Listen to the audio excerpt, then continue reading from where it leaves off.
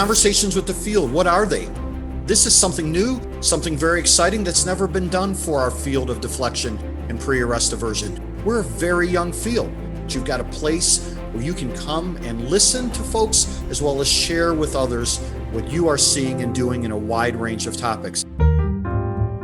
Deflection and pre-arrest diversion, law enforcement, fire, and EMS are working together to connect people who are in need of substance use disorder and mental health treatment into recovery for themselves, for their families, and for their children.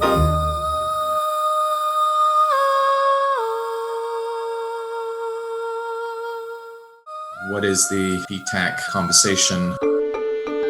I didn't know anything about deflection and diversion. I never heard about deflection and diversion. Everything about deflection is about reframing the relationship between police, community, treatment. My name is Jack Charlier, and I'm the Executive Director of PTACC, Police Treatment and Community Collaborative. We are the national voice of and the nation's knowledge leader for the field of deflection and pre-arrest diversion.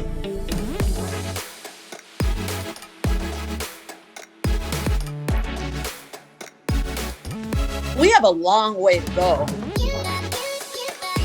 Part of what we have to do is to catch up with the language. It wasn't that long ago that we weren't calling substance use disorders. We weren't calling people who used substances anything other than drug addicts, being completely honest. Like the crack epidemic of the 80s, it was throw them in prison. And so the language has changed. PTACC provided us with the tools that we needed to set up a program that's really become, a beacon on the west side of Chicago. Bobby Wright has been around since 1973. We are a predominantly African-American facility that serves a predominantly African-American population. I am also the co-founder and director of the West Side Community Triage and Wellness Center, which is a freestanding deflection, pre-arrest diversion facility.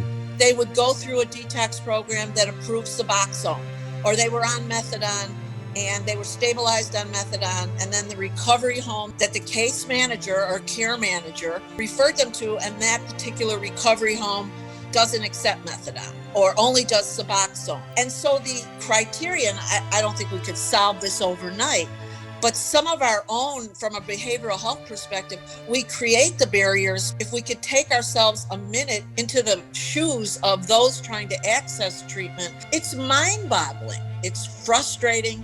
And I think that there's a beginning of some really good communication and working together collaboratively, but we have a long way to go.